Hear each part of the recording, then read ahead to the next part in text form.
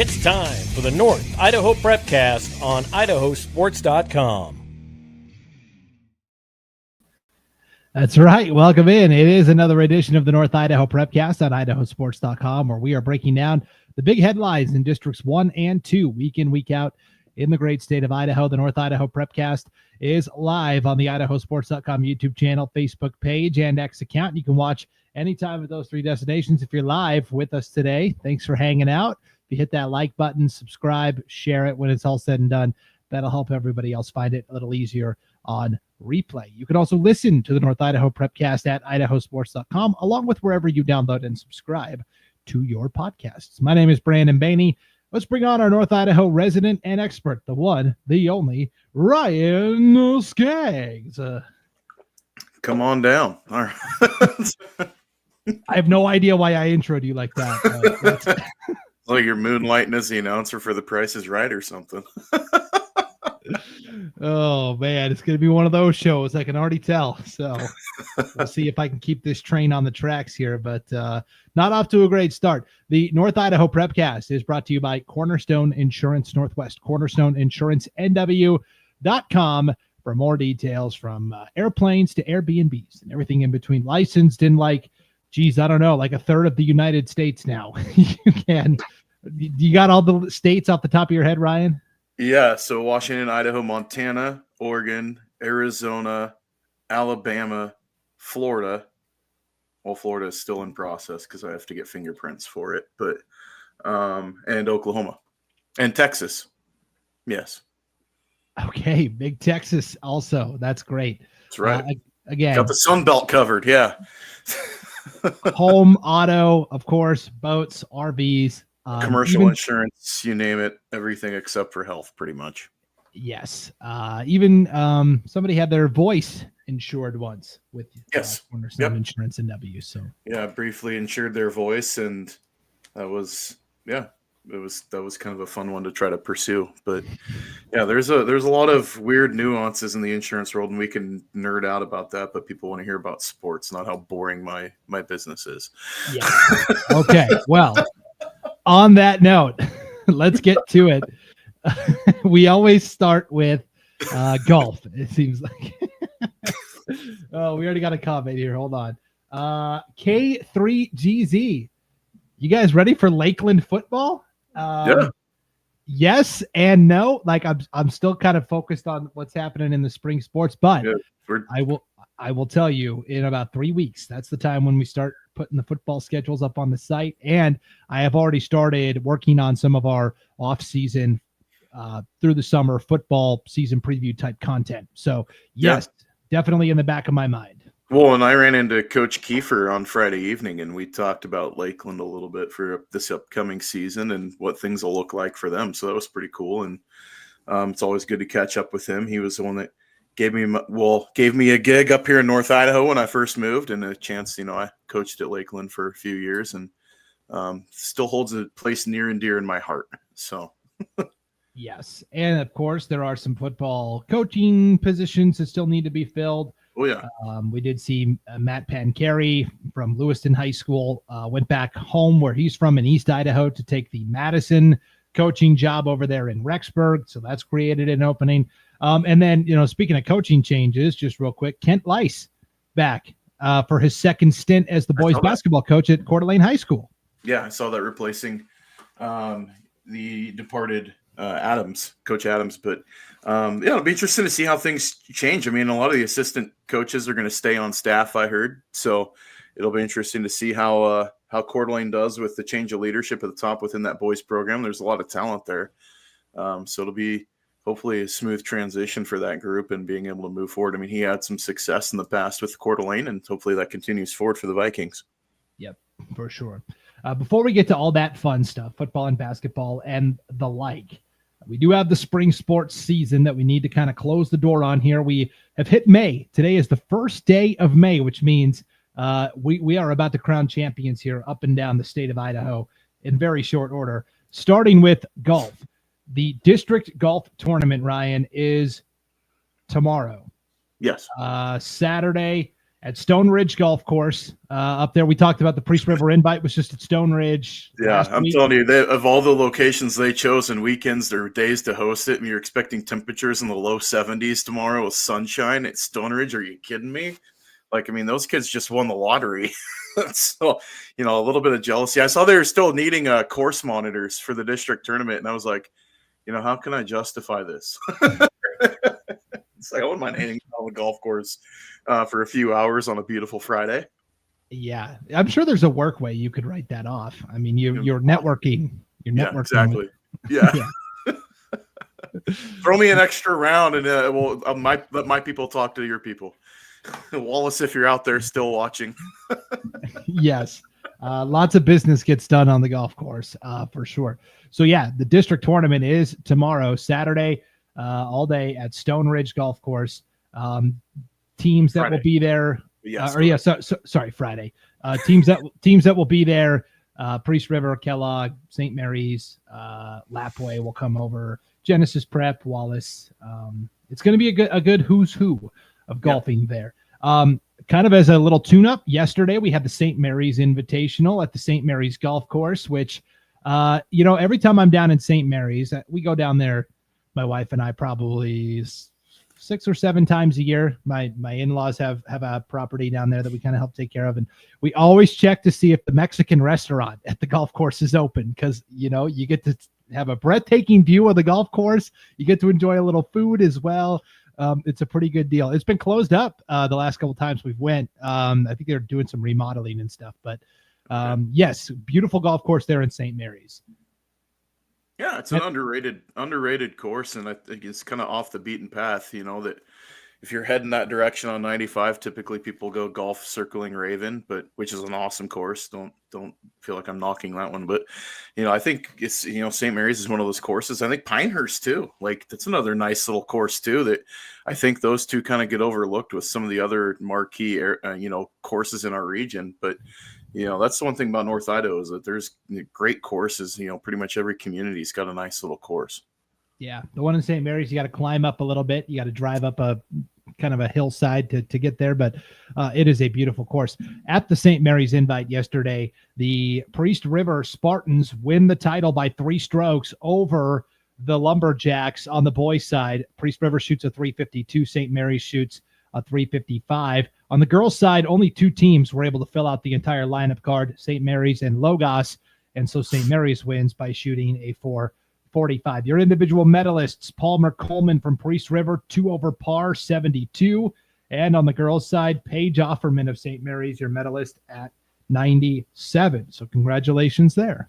Yeah. Like you said, a nice little tune-up for district golf tournament and chance to get those extra swings in before you kind of have your do or die, I guess. It's, the witching hour shows up once you get to districts and if you can make it to state or not. So, yes. And then the state golf tournament. So districts is tomorrow at Stone Ridge. The top 3 teams advance, I believe. And then it's the top, I think, 15 individuals. I will double check on that. And then state, Ryan, is going to be next Monday and Tuesday, the 12th and 13th. So in about 10 days down in Burley, at River's Edge Golf Course. That's where state's I'm not familiar with Southern Idaho golf, so we can have Scott Burton fill us in on the conditions of that course. Yes, Scott says it's a beautiful course, the best greens. So that's. I thought you were trying to do a Gary Player impression that turned into Trump. Yeah, no, that was Scott. Scott says it's a really good course. So. That's great. Yes. So yes, good luck to all of our golfers that will be competing at districts over the next day, and then we'll see who gets to go to state. So you get to send, I believe it's going to be 3 teams to state from districts. The entire team will get to go. Which teams are you picking that go? On the boys' side, I think Kellogg, I think Priest River, and probably St. Mary's. I think those would be the 3 I would say. But I'm going to go Dark Horse. I'm going to go Genesis Prep. G Prep, yeah. G Prep, the only thing that caused me to hesitate was Genesis Prep was at the St. Mary's Invite yesterday. They shot a 4:17. They were kind of a distant third there, but we'll see. We'll see. On the girls' side, it could be fewer teams that get to go. The number of teams that get to advance depends on how many teams you have competing at districts. So it might only be like 2 teams that get to go to state from girls. On the girls' side, though, I would say probably it's a tough one. Kellogg was also very good in girls golf, certainly. I think Lapway maybe could be a dark horse on the girls' side as well. And that might be it. We'll see. Yeah. We'll see. No, I'm following it. And then I think Timberlake gets one. So Malia Miller, we'll see if she can make it to state on the 4A side. Yes. Oh yeah, I did kind of forget about Bonners Ferry in the mix a little bit too. They could also on the girls' side potentially absolutely steal a spot there. So good luck to all of our golf. I just said that jokingly because Malia Miller, I believe, is the girls' golf team at Timberlake High School. Yes, and she will. I mean, she is going to be in contention to win the individual district title, certainly. We did have the Timberlake invite earlier this week on Tuesday at Twin Lakes Village Golf Course there. And so, okay, but now this is what is throwing me off a little bit. Okay, Palmer Coleman from Priest River wins on the boys' side, shoots a 4 over par 76. But Genesis Prep wins the team title by shooting a 348. So maybe they didn't have the full lot. So your top 3 on Tuesday in Rathdrum were Genesis Prep, Kellogg, and Priest River. So maybe that's what it is. I'm telling you, too, Genesis Prep's a team to watch because they had, a couple transfers from Coeur d'Alene that ended up going to G Prep, the last couple of years that have transferred into that program. And I believe one of them was a senior, and he's one of their leading players. So, that's why I'm sticking with G Prep as my dark horse to be that third team out of the North. Yeah, Palmer Coleman won the individual title at 76, but Byron Hammett from G Prep was 1 stroke back at 77. And then, Wallace, too. Keep an eye on Wallace. They finished 4th, only 2 strokes back of Priest River in the team race. So certainly something to keep an eye on. Girls competition, Bonners Ferry won the team title there. Malia Miller of Timberlake won the individual title at 97 under. Addie Crane from St. Mary's was 2nd, 2 strokes back at 99. So I will change my prediction. I'll say Kellogg, Genesis Prep, and Priest River on the boys' side. And I will say Bonners Ferry on the girls' side and maybe St. Mary's, maybe Lapway still. We'll see. Yeah. But that's where I'm at. All right. Bold predictions. No, I wasn't trying to sway you off of your line. I was just saying the Genesis Prep, I think, they're deceptively good. I mean, they're getting better as the season's gone on. Their scores have continued to drop. And I don't know. I didn't compare rosters on who was playing down in St. Mary's with Genesis Prep. I think it could have been some of their, backups that were in the lineup, maybe playing down there in that tournament. But that seemed like kind of an anomaly score for that team, the way they've been playing as of late. Yeah, for sure. Inland Empire Tennis was held this past weekend over in the greater Spokane area, Ryan. Yeah. Connor Judson from Coeur d'Alene High takes 2nd overall in the number 1 boys singles competition, fell to a kid from Lewis and Clark in the championship. It went 3 sets, though. So, I mean, he was very close. Yeah, held his own. I mean, 6-4, then won the next second set 6-2, and then lost in the third set 6-1. To a good player. Tate Thatcher's pretty solid. But it was cool. Was Sam Mandel won the number 2 boys singles title from Coeur d'Alene. The sophomore for the Vikings ended up winning the number 2 singles, which is a huge deal. I mean, that's still just a very quality tournament. And they showed up pretty well. So, and then Caitlin Combs of Coeur d'Alene, I believe she finished 3rd or was in the 3rd place match. I think she took 4th overall in number 1 girls singles, which is a pretty nice finish for that Coeur d'Alene team. Yes. And also from Coeur d'Alene, just to kind of round out the Inland Empire results, Maddie Hunt took 3rd in number 2 girls singles. So, yeah, look at the team scores. Coeur d'Alene finished 4th. And Sandpoint was in the 7th place spot. So Coeur d'Alene to get a top 5 finish, that's a pretty big deal. So great job by the Vikings there over there at Inland Empire. That's a big tournament. Big tournament. For sure. I was trying to see if there were any noteworthy performers from District 2. over there, but I did not really see. Yeah, and I didn't get the results from down south if anybody up north went down that direction either. So that was the other thing that was missing. Yeah, so Lewiston did go down to the Capital Classic hosted by Capital High this past weekend. Let's see, they had a couple of third place finishers. Sam Beckstead took third in singles, and Brennan Rice and Bo Beeler took third place in the doubles portion of the competition. So, okay. There you go. There we go. Okay, track and field. What stood out to you from the past week in track? Chloe Van Valkenburg from Post Falls doubled up winning at Walla Walla in the 200. She ran a 25.66 and then won the 400 in 57.99 at the Legends Invitational there in Walla Walla, which is a nice meet there. You get a bunch of Tri-City schools that come over for that one as well. So awesome day for Chloe to get the double. That's a pretty big deal.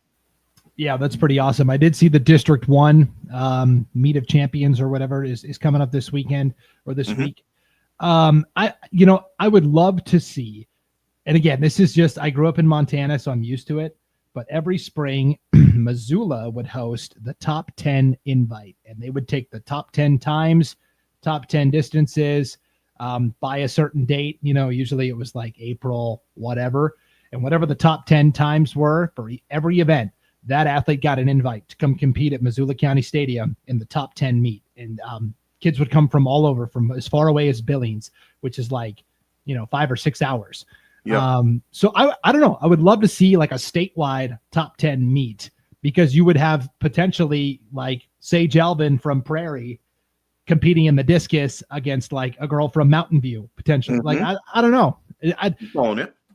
Tell me in the chat. Tell me in the comments. Would something like that gain traction in Idaho, or is that just a dumb Montana thing? Well, I think it's also just a Montana thing because of the number of schools in the state of Montana. But yeah, I mean, I think that makes a ton of sense. Absolutely. I think it could be, you obviously want to see your best against the best, and, classifications be darned. Just get your best athletes in the same meet and see how it goes. That's pretty awesome. The one thing I did notice about Walla Walla too that was cool was Owyhee was there, as was Capital.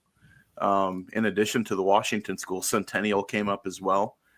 So there was some good representation from the Treasure Valley that was at that meet.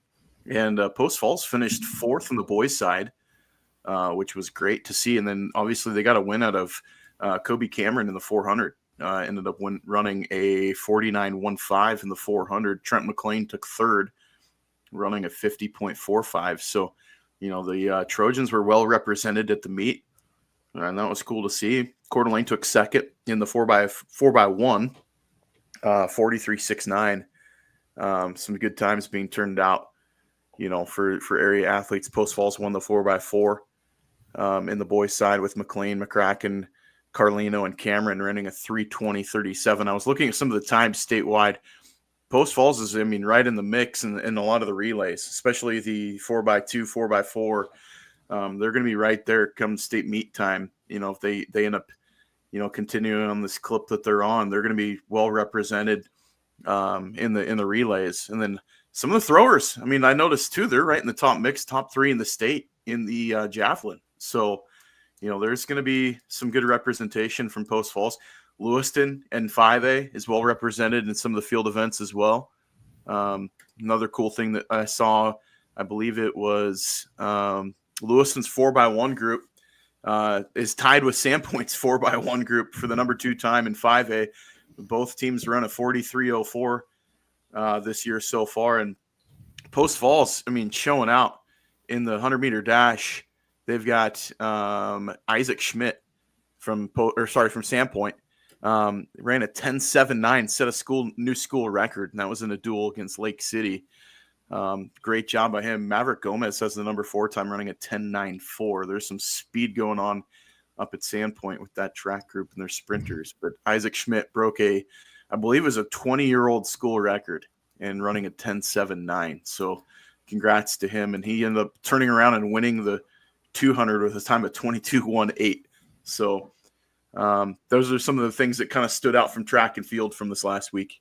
Yeah, Ryan, you took the words right out of Max Oswald's mouth from the Bonner County Daily Bee. Sandpoint High junior Isaac Schmidt broke the 100-meter record at the time of 10:79 on Monday. The old record set in 1998, 10:84. So sorry, I slighted him. I said 20-year-old record. It's older than that. So it's about ready to celebrate its 30th birthday in a couple of years. Yes. So congratulations there. So Sandpoint, man, in the late 90s, they won that football championship in 97. I'll tell you what, things were rolling in Sandpoint back in the day. I mean, I was a Clarkston grad, but we were in that old border league. Man, they were good at everything. They were amazing at football. They were a great wrestling program. Turned out, a bunch of national caliber wrestlers coming out of Sandpoint High School as well. But good to see, some of these sports turn around. And we'll talk about baseball here in a minute, but there's chances that, postseason is going to roll around for, more than just track and field for some of these teams regarding Sandpoint and some of the other District 1 and 2 teams. For sure. Hey, last note about Sandpoint, and then we'll move on here. Former Montana Grizzly, former Sandpoint Bulldog, right offensive tackle, Brandon Casey signs with the Seattle Seahawks. He's going to go to Seahawks mini camp. Good for him. That's awesome. Yeah, no, that's so cool. And he's got a great shot of actually, getting that invite to the preseason camp and everything. That's an awesome opportunity for him. He's a great athlete and great person too. But, just looking at what's there on the offensive front for the Seahawks, he's got a chance of making that roster. The last time the Seahawks had even a competent offensive line was probably when Walter Jones and Steve Hutchinson were lining up at left tackle and left guard. And that was early 2000s. So Sean Alexander was the running back. Yeah, there's definitely some opportunities for Brandon if he wants to go take him. So for sure. Yeah, no, that's awesome to see, the area athletes and, just staying in the state of Idaho too, seeing Colston Loveland go in the top 10. That was awesome to see out of Gooding. And, he went to the University of Michigan, but ended up getting drafted in the top 10 of the NFL draft. That's just awesome for the state. That's so cool to see. And, other guys getting chances to play elsewhere too. University of Idaho had a linebacker that ended up, I believe he's with the Giants. So, yeah, it's just cool to see for these area athletes, some players that we saw at the Hall of Fame banquet and everything too. Yeah, pretty remarkable. We'll track all of our Idaho guys in the NFL as they attempt to stick, because remember, at this time last year, nobody thought Colson Yankoff from Coeur d'Alene was going to be a factor, and he made the Commanders opening day roster. So yep. Yeah, and he had himself, he secured his spot on the roster. I don't think he's going anywhere anytime soon. So it's cool to see these kids. You can be a kid in the state of Idaho and say, hey, can I go do big things? And, these guys go out and prove it. And that's just awesome to see. Yeah, for sure.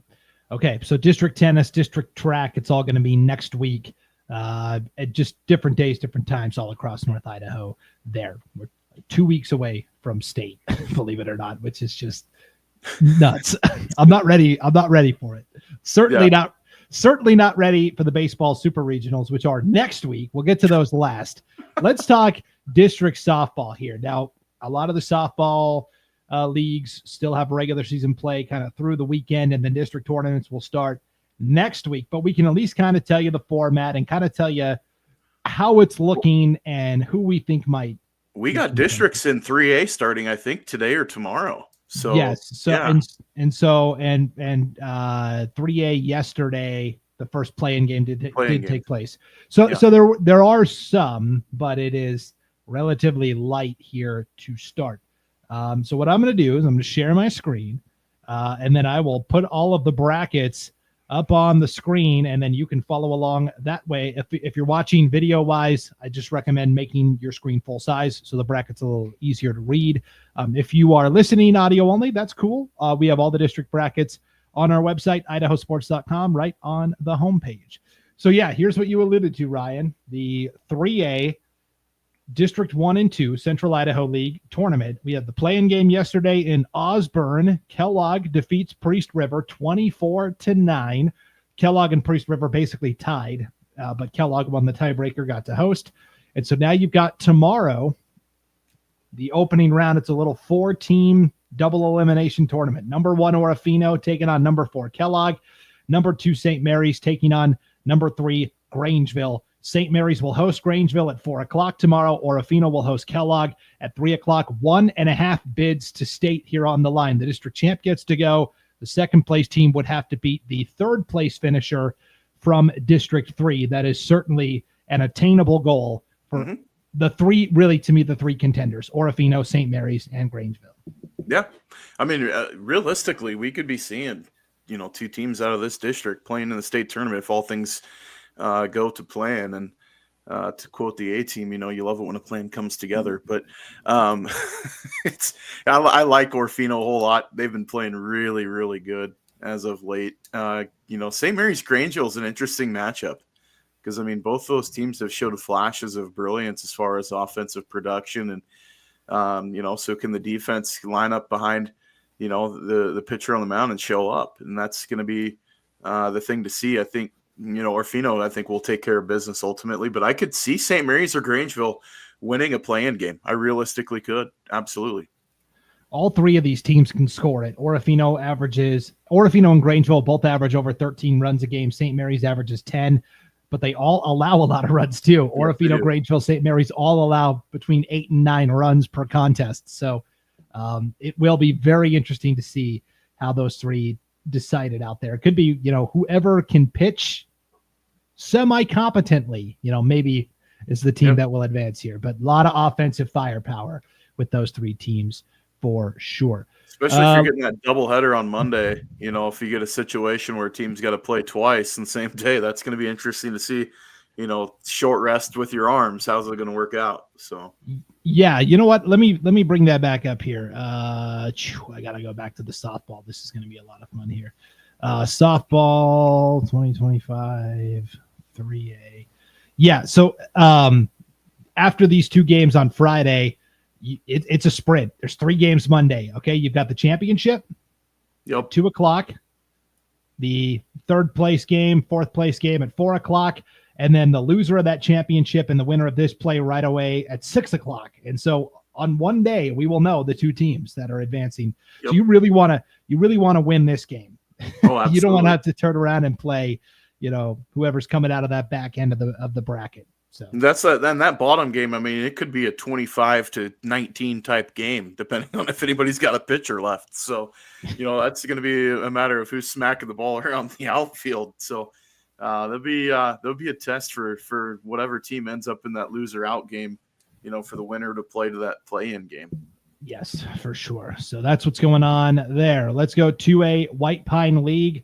I can't really pencil anybody in yet, Ryan, because Genesee has concluded its White Pine schedule. They went 11-1. The one loss was to Potlatch. Potlatch still has some games to go. They are 9-1. They wrap up with Kendrick today, doubleheader in Potlatch, and that will really determine the standings because Genesee and Potlatch in some order are going to be 1 and 2. They've pretty much earned the byes, unless Potlatch. No, even if they lost both games today, I don't think Kendrick or Clearwater Valley could catch them. Clearwater Valley is 6-4. Kendrick is 5-4. Those are the two teams that are competing, along with Prairie, who is 3-6 for the 3, 4, and 5 positions. And then the final spot, because there's 7 teams in the White Pine League, only 6 get to go. Nez Perce is 0-8. Lapway is 0-10.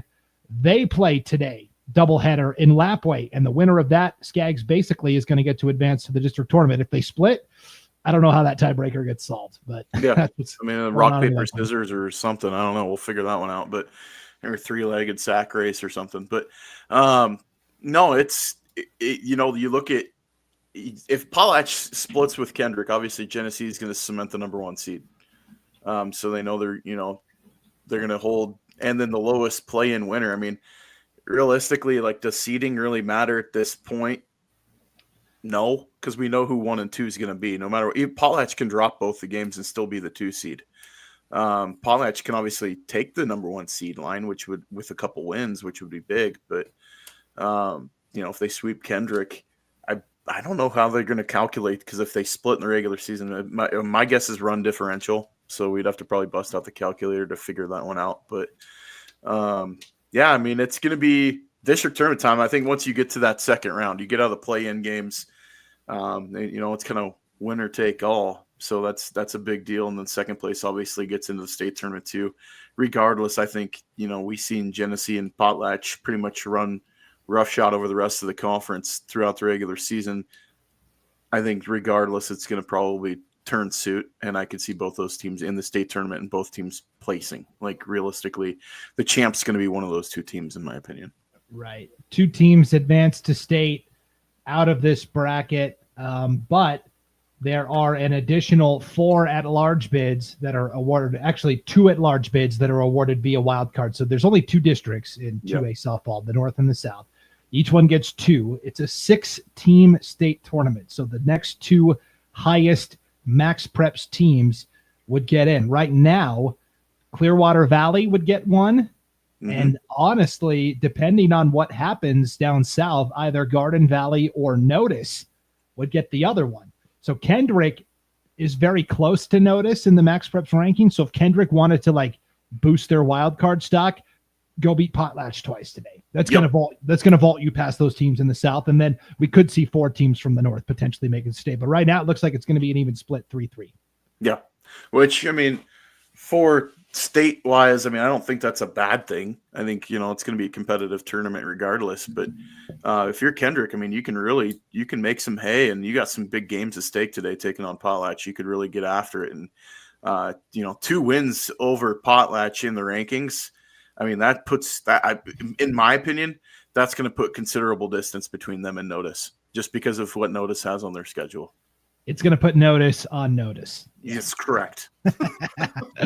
All righty, let's go to the 4A Intermountain League. It's Bonners Ferry, it's Timberlake. That same old song and dance. Timberlake swept Bonners Ferry in their 3 conference matchups this year, which means Timberlake is the 1 seed, hosts Bonners on Monday. If Timberlake wins that game, it's over. That's it. Timberlake is the district champ. If Bonners Ferry wins, then we go to the best of 3 game series where Timberlake could still earn the spot there. Nothing against Bonners Ferry, but Timberlake has just long been the gold standard in softball.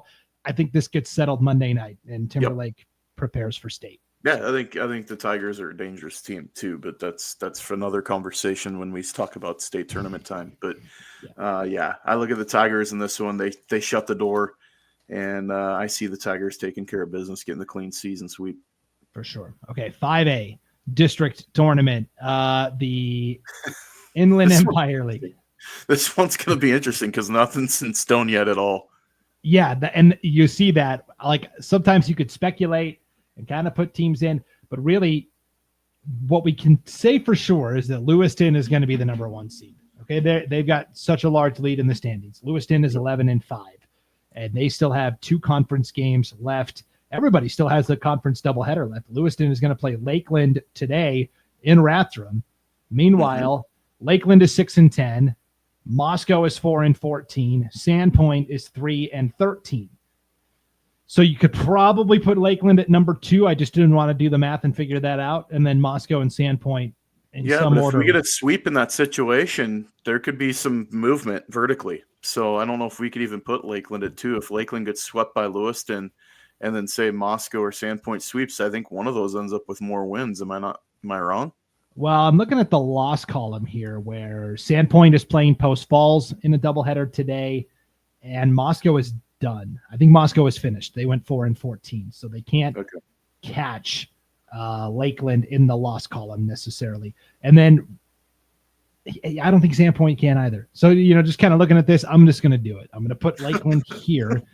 I'm doing it. All right. I don't want to make anybody mad and we get like hate mail or something, but I mean, what's the worst people are going to say to us that we haven't already said before? So right.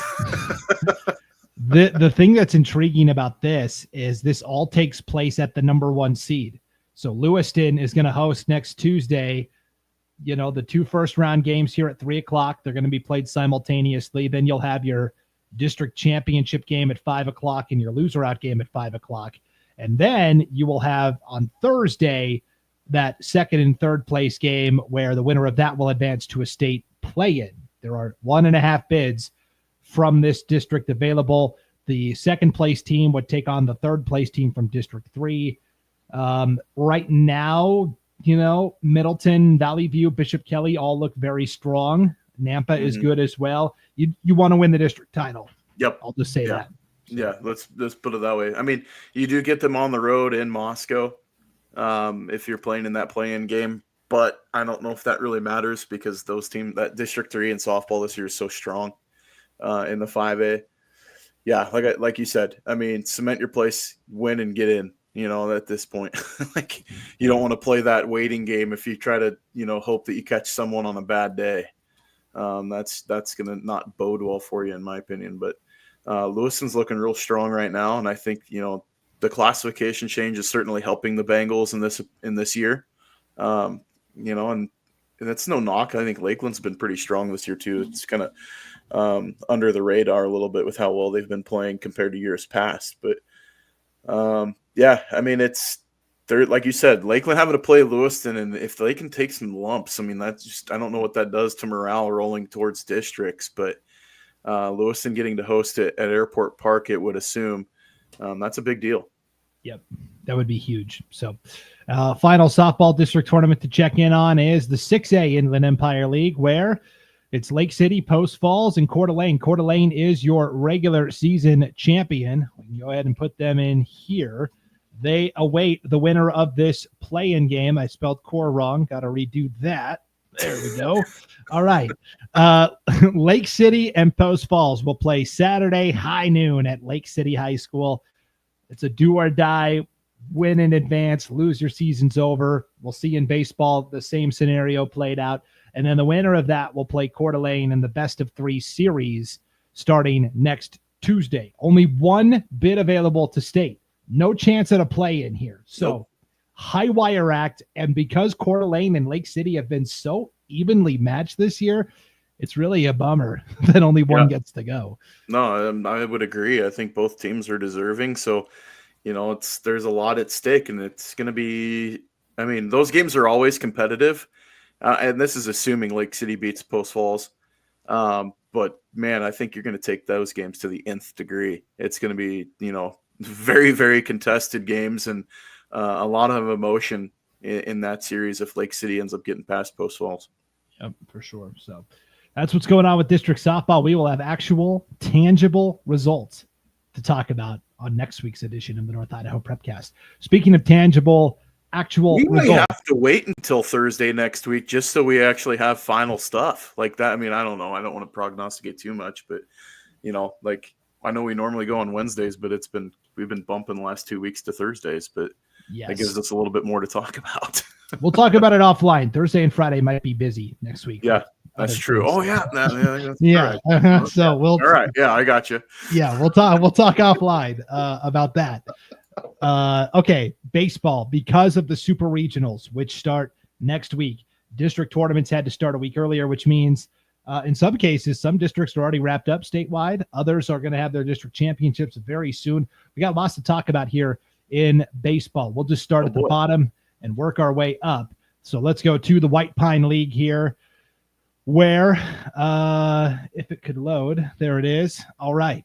We had the 2 play-in games last night. Number 3, Troy defeats number 6, Genesee, 13-5. Number 4, Clearwater Valley defeated number 5, Prairie, 15-5.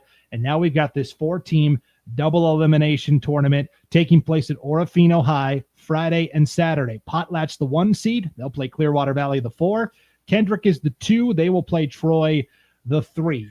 The winner of the district tournament automatically advances to the super regional. The second place finisher automatically advances to the super regional. And then other teams could still earn spots based upon the Max Preps rankings. So essentially 2 teams from the north get to go, 2 teams from the south get to go, and then the remaining 4 slots are determined all via Max Preps rankings, the 4 wild cards, as it were. We've been talking about this for a couple of weeks, and really what it boils down to is this. The White Pine League has a great chance of advancing several teams to the super regional, even maybe some teams like Genesee and Prairie who already lost the single elimination play-in games at districts, which is crazy to think about because if you look at the Max Preps rankings right now, Potlatch is 1, Kendrick is 2, Clearwater Valley is 3, Troy is 4, Prairie is 5, Genesee is 7.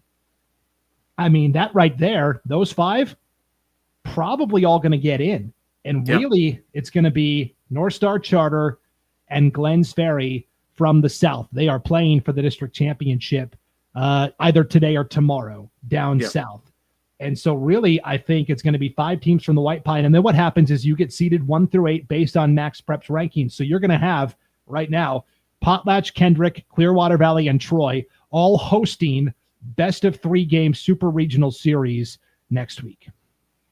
That's pretty wild. I mean, we knew this conference was going to be really good coming into the season, and it's proving that fact still. It's holding suit, and Troy at a 3 seed, that is a dangerous team. I mean, Prairie. It's wild that Prairie loses a play-in game, and you can't hang the spikes up yet.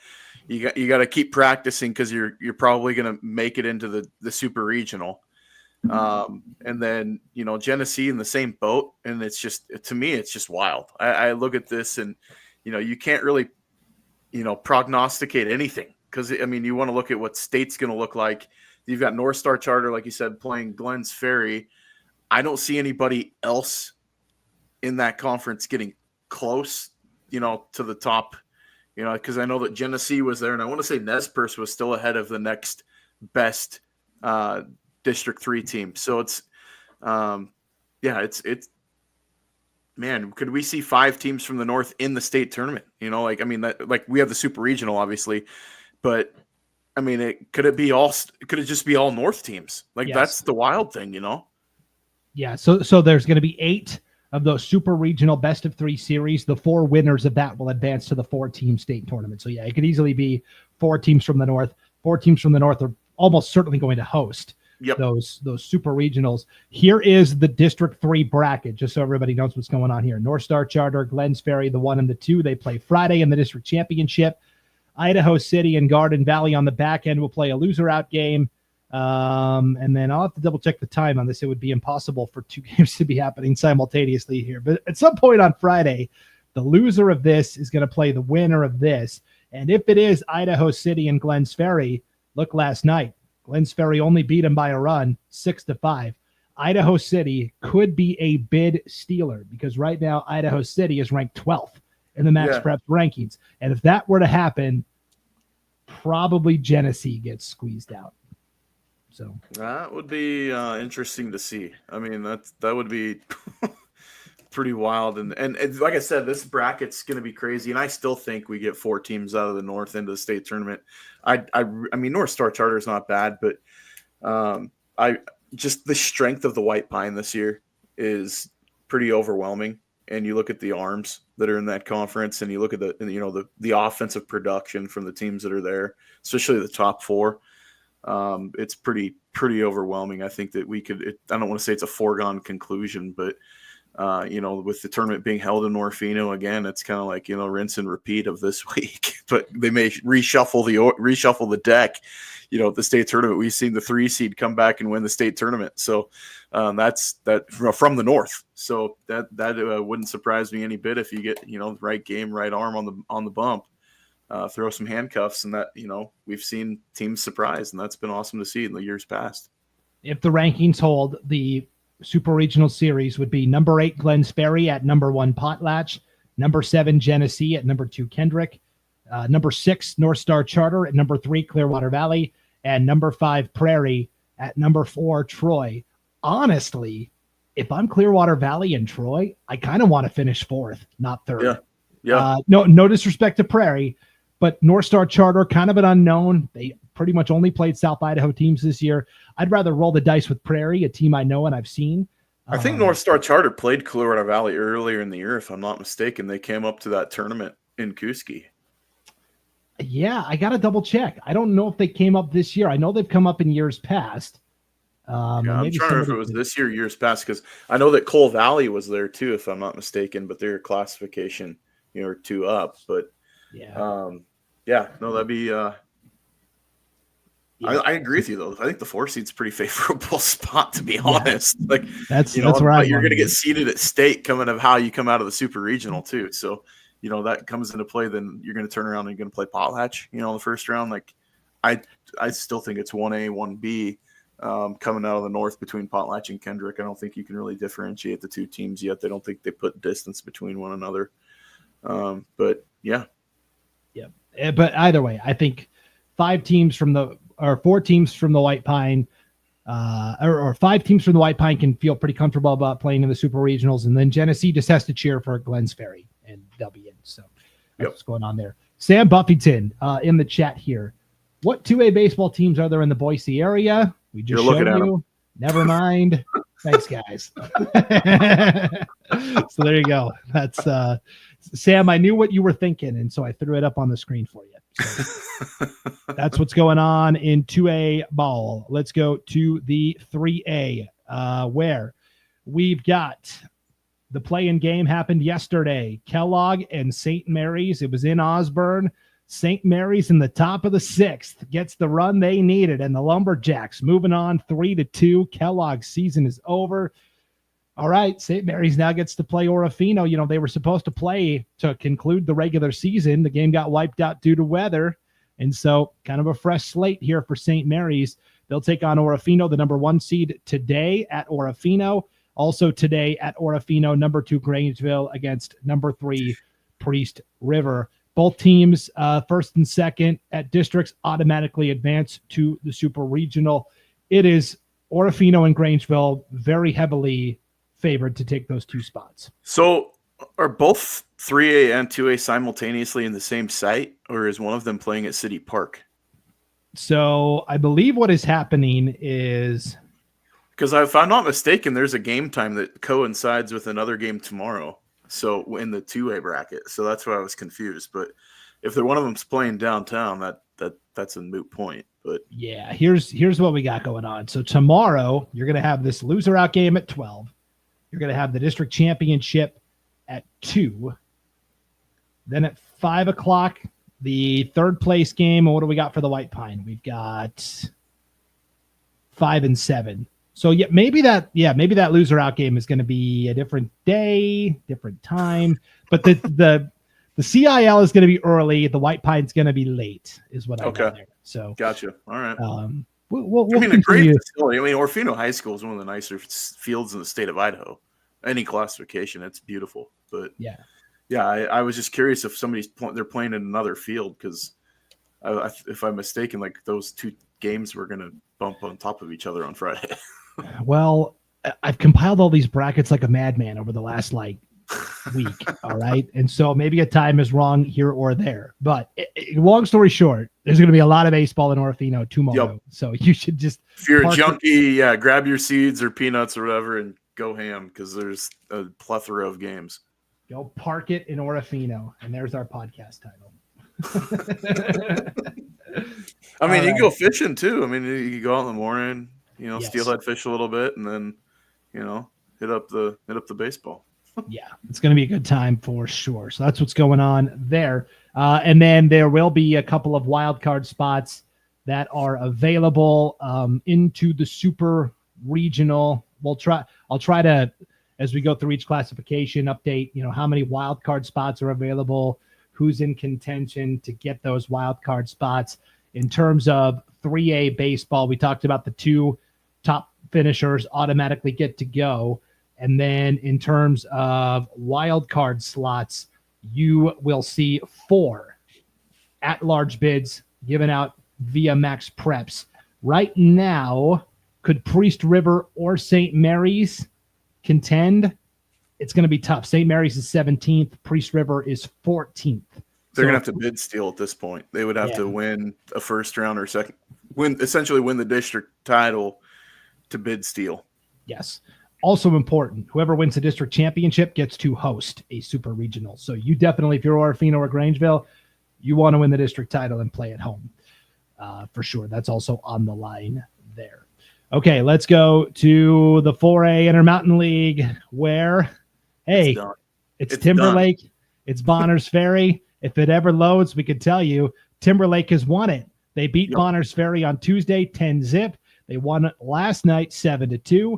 Timberlake, your district champs, and they get to host a Super Regional next week. How cool is that? That's a big deal for that program, and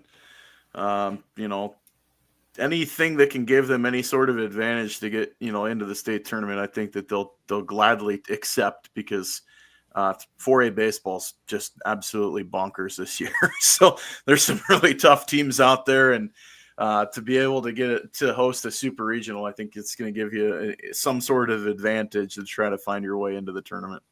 Yes. There are, I believe, 4 at-large bids available here as well. Although the document I'm looking at says only the district champions are guaranteed, so maybe it could be more than that. Long story short, could Bonners Ferry get an at-large bid? Yes, they could. They are currently 12th. They are number 12. They would be the last team in.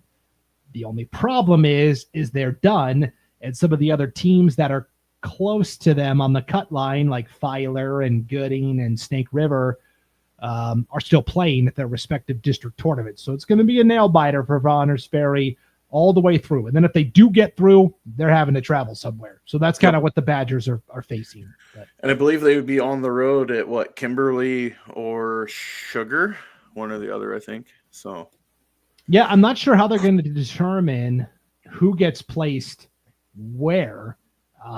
Isn't it inverse seating that it's like 112 or whatever?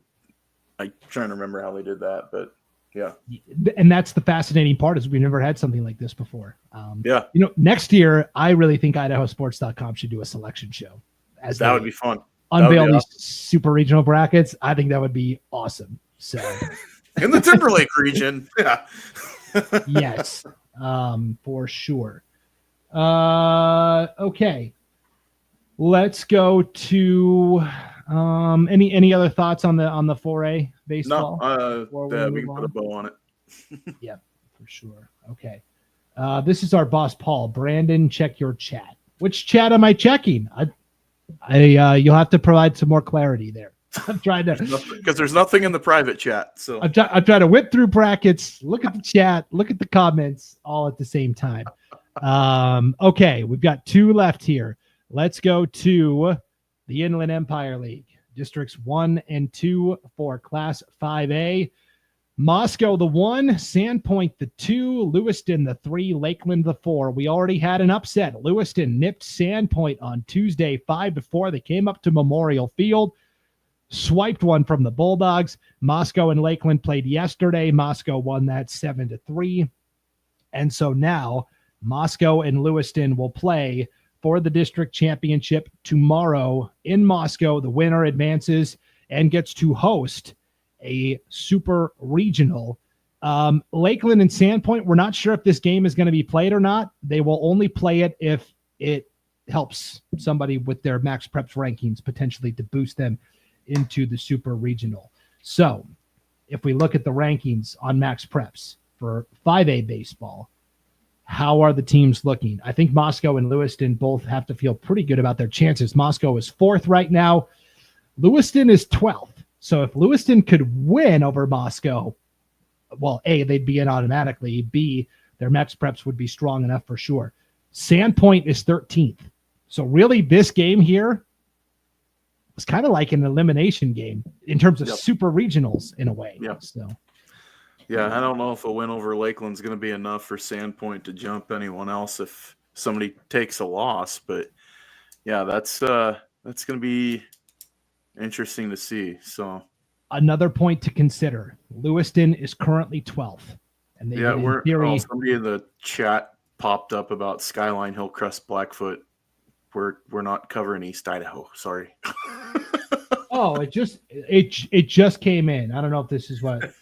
Have you guys talked about Skyline, Hillcrest, Blackfoot, Bonneville, Shelley, Idaho Falls yet? That is on the East Idaho Prepcast. Now that aired Monday night. So you know what, Jed, just for you, I will throw that bracket up here and we will talk about it very quickly. But first, let me wrap. I don't want to be the spoiler of dreams, but yeah, thanks, Brandon. Yes.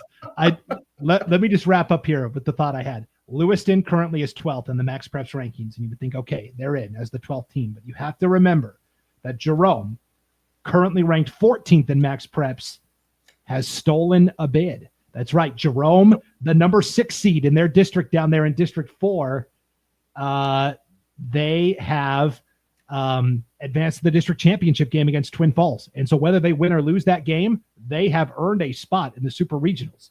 So Lewiston all of a sudden becomes the first team out. So they need to win this game if they want to get winning, you're in. I mean, you can't leave anything to chance at this point. So when you're in Moscow, I mean, hats off the Bears. They've played a heck of a schedule this year and done a pretty good job with it. And coach has done such a good job with that group the last few years. And I still like this Bears team to chances of repeating. I think there's some really good pieces that are there. Lewiston's going to have their hands full tomorrow in a championship game in Moscow. That's going to be Lewiston's going to have their A game if they're going to have any hope of finding their way into the state tournament. They're going to have to show up and show out and decisively take care of Moscow because they don't want to leave chances to rankings after Jerome gets the bid steal. So yeah, for sure. Hey, Paul said to check your Google chat, Brandon. Yeah. Hey, our good friend Alan Hutchins, athletic director at Clearwater Valley, tournament director for the district tournament. This is the official updated district bracket. So you'll see the 2 games still will be on Friday night, 5 and 7 at Orofino. And then we've got all sorts of funky stuff on the back end here. Saturday in Orofino, where it will be a true double elimination type of tournament. So that all kind of got added onto the bracket we originally showed you there. So just because, let's say, Potlatch and Kendrick win these first 2 games, only the district champion is guaranteed. Whoever takes second would have to earn it via the back door. So wow, that makes sense. I like true that. Second place. How about that? Yes, true second place tournament there. And it sounds like also from Alan that the district champion from the South will get to host a super regional as well. So that could change things certainly. Yeah, you get a Prairie or whoever headed down to Glens Ferry. I mean, like that's a jaunt. Yes. So this is a little more fluid than we thought in the 2A ranks, but we will embrace the chaos at this point. If you're going through second tournament, I mean, it's going to be wild. Yes, for sure. So we'll keep an eye on that, certainly. All right. For our friend over in East Idaho, here is the 5A District 6 High Country Conference bracket. Bonneville and Blackfoot are playing for the district title today in Bonneville, number 1 versus number 3. Winner of that is the district champ. You've got here on the back end, I've got to scroll down. Shelley and Idaho Falls played last night or a Tuesday night. Idaho Falls went 2-0 as the number 4 seed. So they're done. Hillcrest and Skyline are going to play in a loser out game Friday at Melaleuca Field. Shelley will play the loser of this Bonneville Blackfoot game on Thursday as well. And then you would have whoever advances, basically being the district runner-up. There are 2 automatic bids to the super regional from this tournament. So first and second place automatically get to advance. Who else could advance beyond that? Bonneville right now is number 1 in the state in Max Prep's rankings. Blackfoot is number 7. Skyline is number 10. And then quite a drop-off where Idaho Falls is 15th. They're already done. So really, it's probably going to be those 3. It's going to be Bonneville, Blackfoot, and Skyline in some form or fashion. Bonneville and Blackfoot, whoever wins that, gets to host a super regional. Technically, it's whoever has the higher ranking between the District 5 champion and the District 6 champion, but all the teams from District 5 are ranked 17th or lower. So whoever wins this is going to host a super regional. And that's the story there.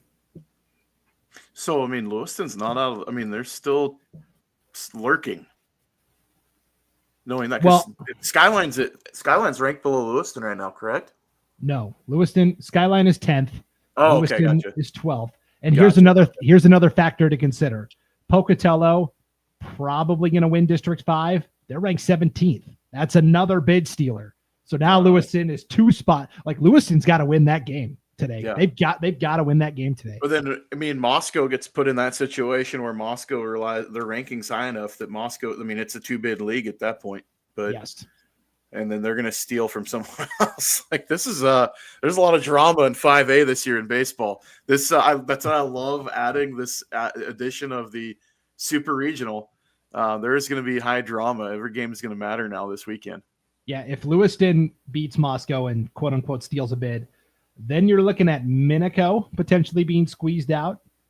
I think Skyline is still safe, but Skyline would be kind of the last team in then at that point. So I mean, that's not accounting for Skyline's, if they're on the bottom, they lost to Blackfoot already. if they lose again, like if say Hillcrest steals another win there, I don't know if Skyline is going to clear the rankings at the end. I don't know. It's going to be very interesting for sure. So, yeah, that's what's going on there. Okay, let's wrap up with 6A Inland Empire League, where Lake City and Post Falls played last Friday in a loser-out single elimination game. T-Wolves won that 3-0. And now the best of 3 series begins between Coeur d'Alene and Lake City. And oh my goodness, if the first game Tuesday night is any indication, we're in for a good one. Coeur d'Alene rallies late to win 8-7 over Lake City. Just like softball, only one team is guaranteed to advance to the Super Regional, but there are 4 at-large bids available. So could Coeur d'Alene and Lake City both advance to the Super Regional? Whoever wins the district title gets to host a Super Regional. That's a big deal in this one. And this, I think that matters maybe more than any other, classification. 100%. Coeur d'Alene currently ranked 3rd, Lake City ranked 8th. You can book it. Both teams are going to be. Yeah. It's just a matter of who's traveling and who gets to stay home. So. Yeah, and I mean, Coeur d'Alene, if they take care of business, that's a really nice position with the way the rankings are shaking out too. If things hold suit, the Vikings, they could be playing big, come next weekend. So, yeah, and the weekend after. For sure. So that's everything we know, okay, about baseball, softball districts. And of course, next week we will have Super Regionals to talk about. Folks might be wondering, hey, when do we know where teams are going for Super Regionals? Some point on Sunday, May 4th. Those brackets will get released. The pairings will be announced and selected. And of course, as soon as they're announced, you can find those brackets at IdahoSports.com. We will have the Super Regional brackets for you on Sunday, just as soon as they are released by the selection committee. And let's do it. Selection show next year. Hit the like button if you think IdahoSports.com should do a selection show next year for the Super Regionals. We'll see how many people. I'll wear a tuxedo t-shirt. Yeah. I like it. Well, for the first time in a long time, we crossed the 1 hour mark here. I blame East Idaho. Yeah, thanks. It's an easy district to blame. I blame Bo Jed Young here. So no, just kidding. But on that note, I know you've got to get back to it. I certainly have to get back to it. So thank you for tuning into the North Idaho Prepcast, everybody. Presented by Cornerstone Insurance Northwest. For Ryan Scaggs, I'm Brandon Baney. Enjoy the competition this weekend. We'll see you back here next week for another edition of the North Idaho Prepcast on IdahoSports.com.